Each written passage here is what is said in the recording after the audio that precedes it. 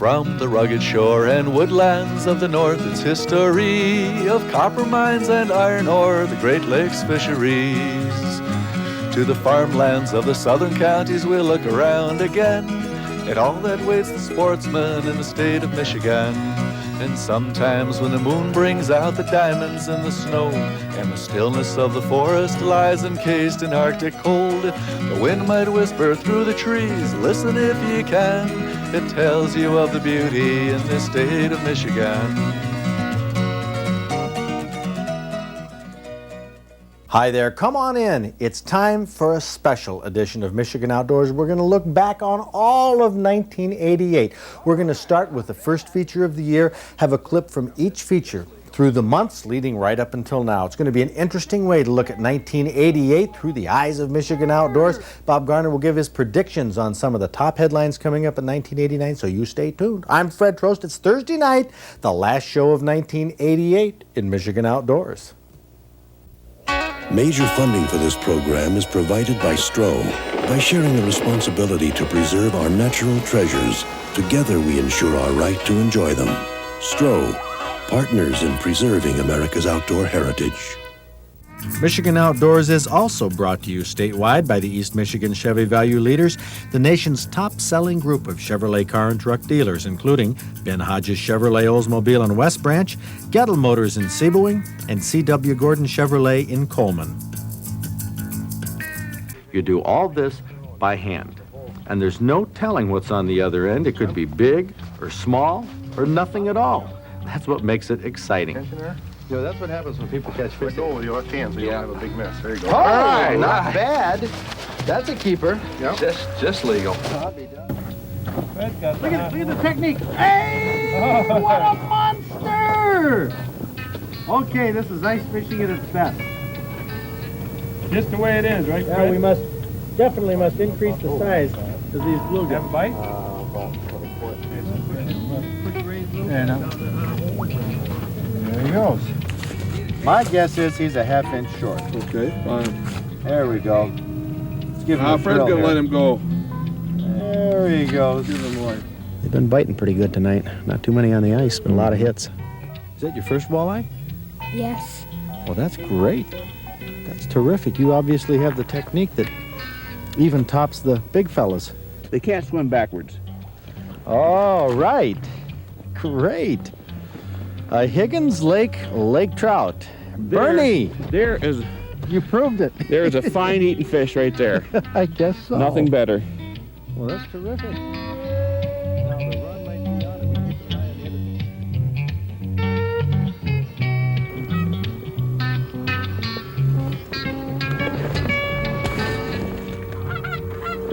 on it. We all missed, but was it a disappointment?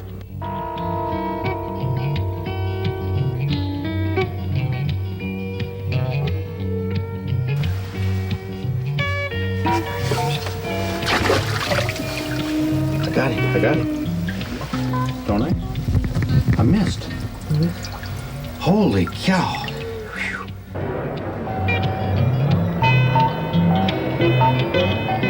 What's the story behind this? Well, I missed it the week before, and then we came back, and I got it on Mother's Day. For your mom. Yep. Was she pretty happy? Yeah. Even in Clare County a couple of years ago, we found a number of fawns that seemed to have a tough time. In fact, a number of them starved. Right, again, available food even in Clare County sometimes can be quite difficult.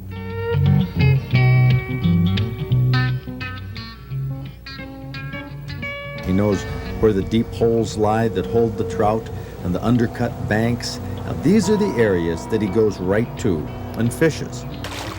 All right. Emil netted the fish and saved his hat all in one swoop.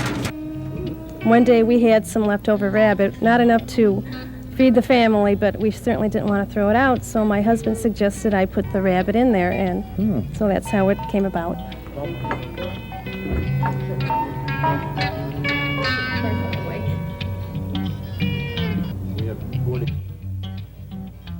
I told my wife, I hollered at her, I says, get me a hammer.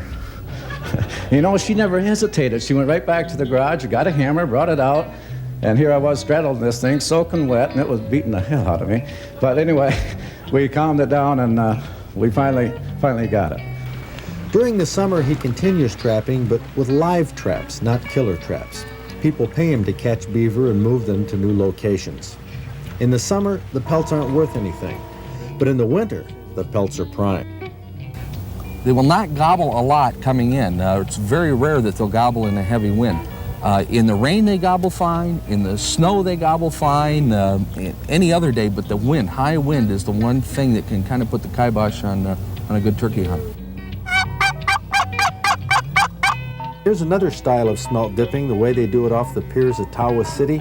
A drop net is set on the bottom.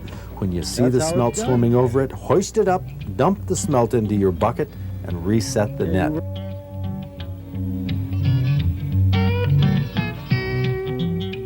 I have never caught a walleye on this river. Neither have I. Oh, come on, man. I haven't either, but... Oh, I'll say the first and only walleye at about 11 o'clock.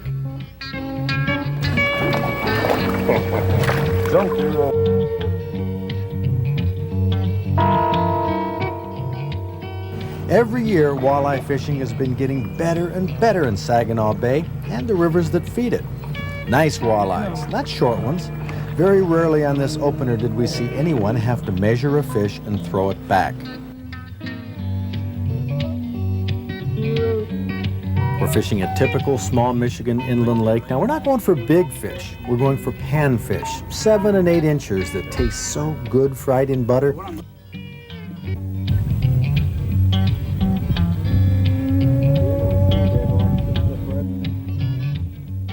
Now, what does your experience tell you we're going to find? Oh, I think we're going to clean up today. Oh, really? Oh, yeah, you betcha. You betcha.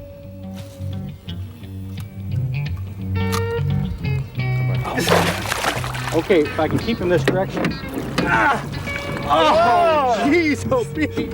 Oh, this is great. Oh, Chris. Yeah, we did it, eh? Woo-wee. This is a real thrill. Holy cow. I can't believe it. Hooked right in the corner of the mouth. Dawn on the Great Lakes. The sky, the wind, it changes so fast, there's no telling what the morning will bring.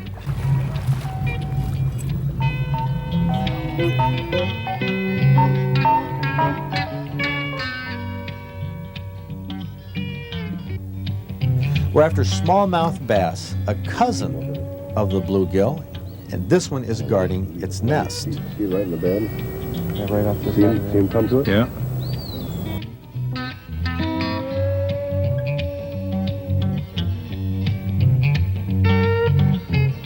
No, I found land, bass, small.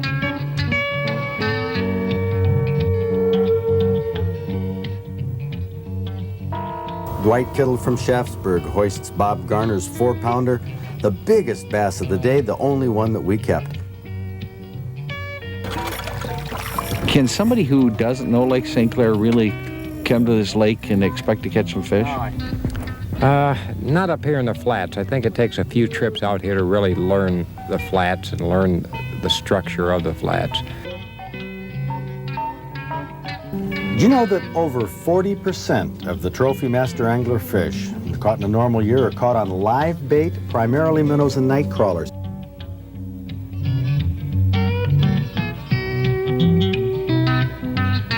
Leeches are extremely durable and hardy. You can cast it, you can pull it through the weeds when a night crawler would come off.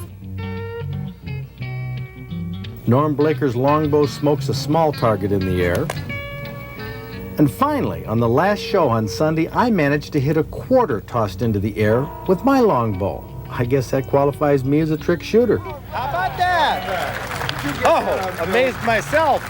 Smallmouth bass they're thunder.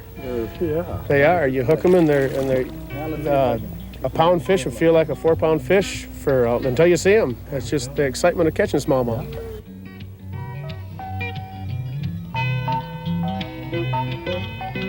Of course, you spend so darn much time fishing. Mm-hmm. And you know sharp hooks are really the key to catching a lot of fish. That's right. That's one of the few things, aside from motherhood, you can't argue about. That's right. How hard are you pushing down? Oh, not hard at all. The fishing started off a little bit slow, a fish here and there, and the perch weren't running very big either. But it was a safe trip on this big party boat, and one of our most memorable fishing trips in Michigan outdoors. I had more catches on clear, sunny days, which was completely against everything that I hear and you think. I had some good catches on cloudy, but caught almost twice as many on clear, sunny days. What's the technique that you prefer in worm fishing for trout? You work upstream, I know. Yes, prefer to work upstream. Whenever I can, I try to not use a split shot. Lets the worm kind of dance and dangle in the current, and lets it look natural.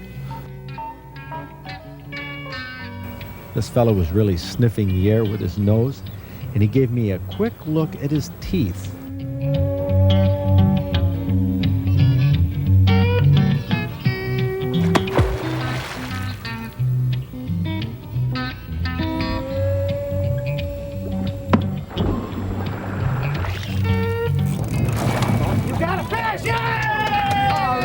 Well, nearly everyone caught fish, thank the Lord for lake trout, because salmon had been scattered by a storm the day before. Okay, I'll tell you when to net him. When you see his head, when I get him laying on his side, okay, put it underneath him. Get him over, get him in, get him in. The net might, there we go, that's a nice one. Nice one. Whoa! You see that, Ed? Yeah. There's a scrapper. Oh, we got another one, Reed. Oh, a double hitter.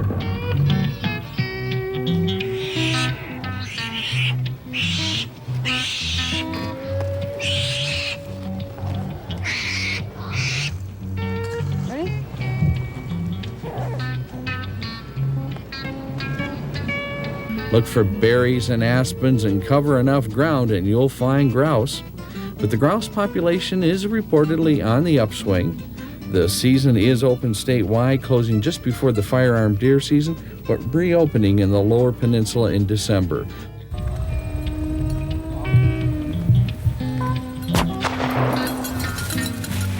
That was a long shot, but a good one by Bob Garner. Humphrey finished his job by bringing back the pheasant.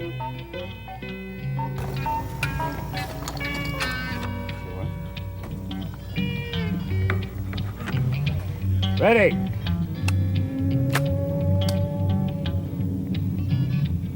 Paul.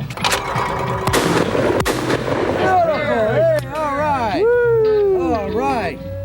These deer are standing because they're in the 5-acre range pens at the Houghton Lake Deer Research Station, a great place for us to study deer with our cameras.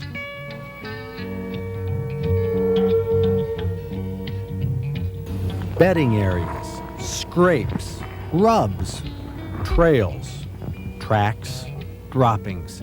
They're all clues to the daily habits of white-tailed deer.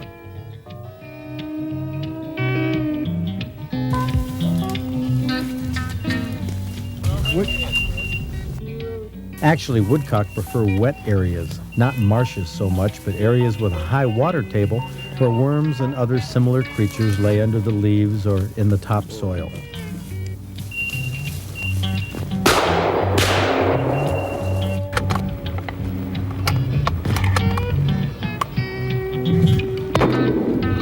We're going to find a smorgasbord of birds out there. There's going to be a little of everything. Smorgasbord, you just rang this man's chimes right here. Yeah, who brought the charcoal? Now, on a day like this, we don't expect birds to move to the corn until 9:30 or 10. Certainly not at daybreak, but watch the top of the corn at the far right of your screen. Driving deer past hunters who are stationary is a late-season technique, but the combination of methods is called still hunting, moving through the woods or a swamp slowly, stopping often, and watching for deer. I think for the most part, hunters are going to be looking at deer about the same numbers.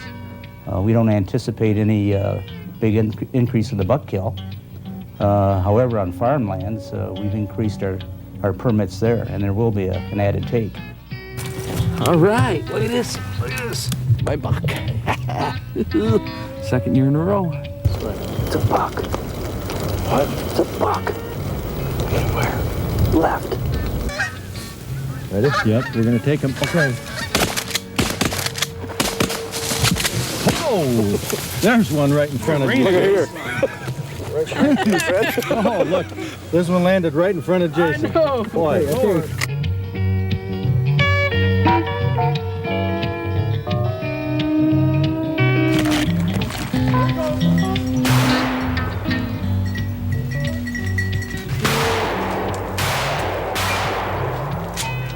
Oh, that's This is good. my first buck. No kidding. Had you hunted southern Michigan before? Or Many hunted- times, many times. I've been hunting for 12 years. Oh, no kidding. Well, you deserve this one. If anybody did.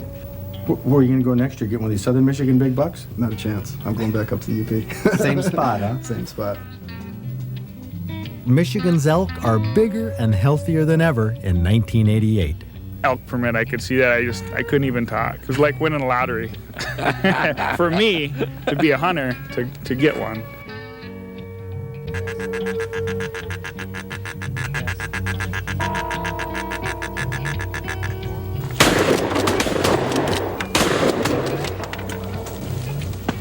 How about that?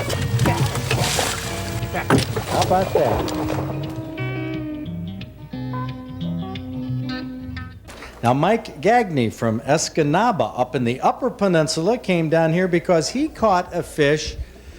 Well, this is another one of these fish that fights ferociously. I mean, it's called a dogfish, which little Michael Gagney caught on your Snoopy rod. Is that what you did? Yep. How big was this fish? You remember? No. Well, let's see. Let me refresh your memory. Here, hang on to that rod there. This was a 26-inch, 7.5-pound dogfish. What was it like the day you caught that fish?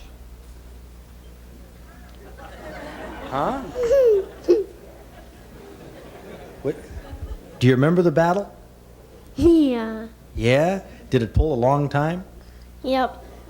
When you got it right up, were you fishing from shore or a boat? We were fishing from shore, and it was a very windy day, choppy day, and we finally got, I turned around and I told him for the 10th time, stop reeling that thing in unless the bobber disappears. So I turned around and he's reeling it in again, you know, because it's really hard to get the line out on a windy day. So then I says, why did you reel that in? He said, because Snoopy disappeared. So... Snoopy, that's the bobber you have on here, is the Snoopy bobber? Yes, and the Snoopy bobber disappeared all right, and the pole was bent right in half. And I said, Michael, keep reeling, you know. So we were off a little tiny dock, and I didn't know how we were going to get it to shore because we didn't have a net. So I saw where they had thrown in some concrete to protect the shoreline, you know, along that Gladstone area. It's pretty rough now. And so it was kind of sloped, and these waves were about 3 feet high. And so I said, Michael, give me your pole, I'll get him in. And so I started walking over in that area, and I took him in on the crest of a wave, and he hit the rocks, and the line broke, and I just dropped the pole, and Michael ran, grabbed the pole, and I grabbed the fish and finished throwing him up on the shore before he could get away. And then Michael said, what'd you say, Michael, when you... What'd you say, Michael? I said, now I've got ya. Yeah, I guess you did. Put it there, Michael. 1988 was not a great year for conservation. What will 1989 be like? Well, I'm going to go out on a limb and make 6 predictions. First of all, DNR Director David Hales, who hasn't lit any fires on behalf of hunters, fishermen, or his own field workers, will stay director at least through the year. DNR morale will suffer, but the governor will continue to back him up. 1 or 2 natural resources commissioners will be replaced by the governor, opposition to Director Hales being a factor. Deer crop damage continue to improve pheasant prospects. It'll cost a lot, but it'll be worth it. And the salmon problem in Lake Michigan will not be solved this coming year. Fish Chief John Robertson is a capable problem solver, but there are so many factors involved, like other states' commercial netting, forage, over-harvesting, and the political problems that it will take a long time to straighten it all out. The best prediction I can make is for this fall when the DNR sets the turkey permit quotas for the spring of 1990. I'll predict that for the very first time ever, everyone who applies for a turkey permit can have one, if they'll accept a permit in any area for any hunting period. Now that's a major success for the DNR's wild turkey program.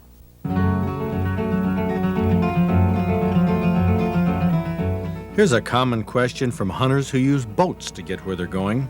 Harold Holmes from Pontiac asks, if you're riding in a boat with a motor, but the motor isn't running, just drifting, can you shoot from the boat? Well, if you're talking waterfowl, which are regulated by the federal government, the answer is yes, you can shoot, as long as the boat is drifting on its own power and not moving because of momentum from when the motor was powering the boat. Now, drifting is allowed for any game, including squirrels and deer, which are often hunted from canoes on meandering rivers. Now, if a boat is under motor power, your gun must be unloaded, although it does not have to be in a case. That's Michigan law, but each state sets its own, so check that particular state law before you hunt from a boat.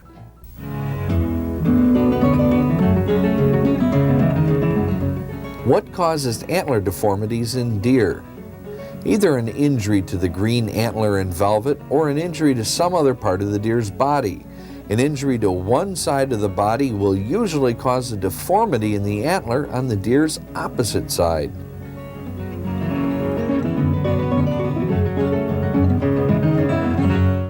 Salmon pate, an elegant dish that Gary Ware from Hastings brought to our Fish and Wild Game Cooking Contest, took second place.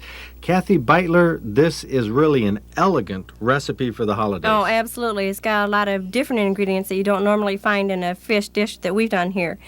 You got salmon, and you're going to go ahead and grind that, and tiny shrimp and crab meat. And you want to grind all this together so that it makes a paste. And you could put it through a food processor. A lot of people, when they hear pate, they think of liver paste. Yes, this is totally different from that, believe me. And you got your chilled egg whites to hold everything together, and then cream. And it's a very rich recipe, like you say, and it will go great for the holidays.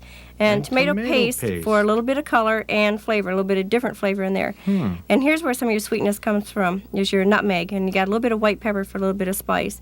And tarragon, which kind of tastes like an anise type. It's good with fish. I like tarragon on broiled fish. Yeah, it complements fish very well. And a little bit of rosemary, which you usually find in fish dishes also. And just going to make a paste out of all of this together. A little bit of salt if you want to. And then you're going to put this into a loaf dish that you line with ham slices. And you want to butter your dish first, and then just go ahead and put everything in here. Interesting. But this is actually, even though it looks in some degrees like an appetizer, you cook it up like a loaf and it's a main dish. Absolutely. And you want to put your dish into a pan of water, and then it actually just kind of steams in there rather than baking on the sides of the pan. And Bob Garner's comment goes along the lines of how sweet it is. Well, this is good, but it's rich, and I think it's richer to me than most fish dishes because of the nutmeg in it. It's really a spicy sort of nutmeg.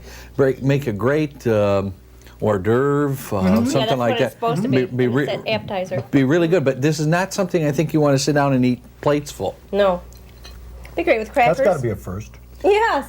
Well, yeah, it's not that it's a bad recipe. It's a very good recipe, and it did very well with the judges, including myself. But it is rich, and you got to know that going in. It's like you can't sit down and eat a whole pecan pie. You know, one little slice, maybe. I can. Now, that's where I'm going to pull ahead of you. Well, okay. We'll serve it with pecan pie, okay? Yeah, but I think it has a holiday It is. Very flavor to festive. it. It's a unique Because of the recipe and a sweetness. good recipe, a very good recipe. We got it out of him. There you go. It's a good recipe, but he doesn't want to eat a lot of it. I just can't eat tons of it. That's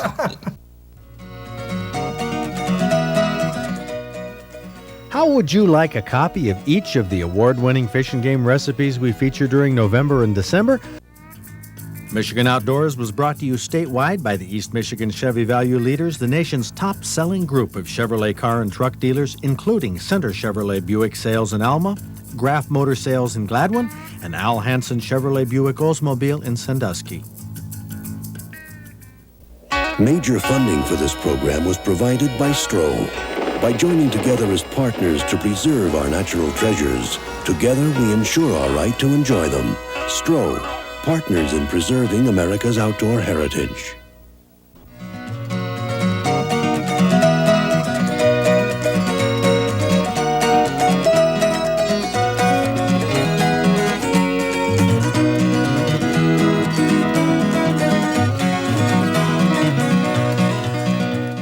Next week on Michigan Outdoors, we're going to roll into our ice fishing season. We taped a story of first ice, which just happened about a week and a half ago. We're going to show you what kind of fishing there is on first ice. And of course, the ice right now is early on many of the lakes, and some good ice fishing is out there to be had. We'll show you all about it.